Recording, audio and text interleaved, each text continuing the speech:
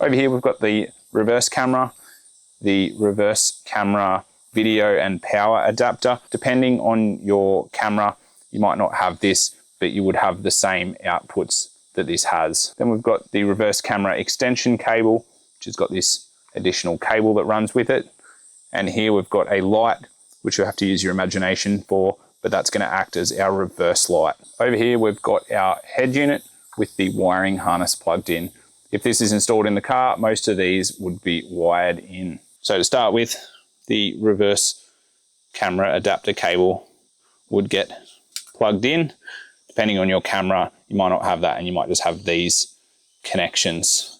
So that is our RCA video cable, and they've got a positive and negative, which is power for the camera. So with the camera, it needs power, but we only want it to have power when the car's in reverse, which is why we're going to take power from the reverse light, because this only comes on when the car's put in reverse.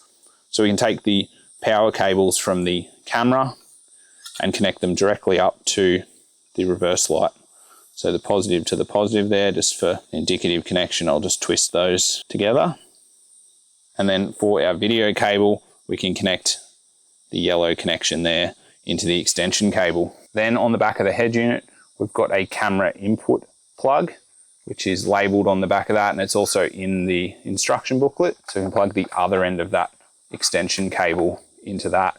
So there's now a connection from the camera to the back of the head unit for the video feed. On the wiring harness, there's this reverse in cable.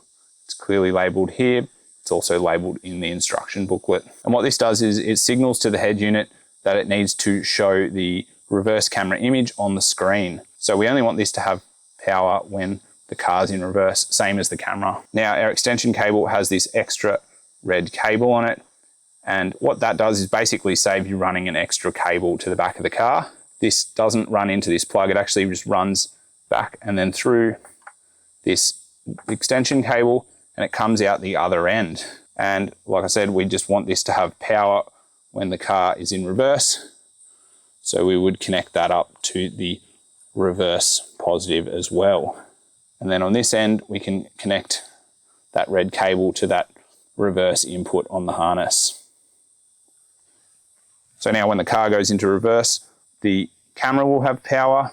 There's a connection from the camera to the back of the head unit for the video line, and the head unit also knows the car's in reverse, and so it can display the reverse image.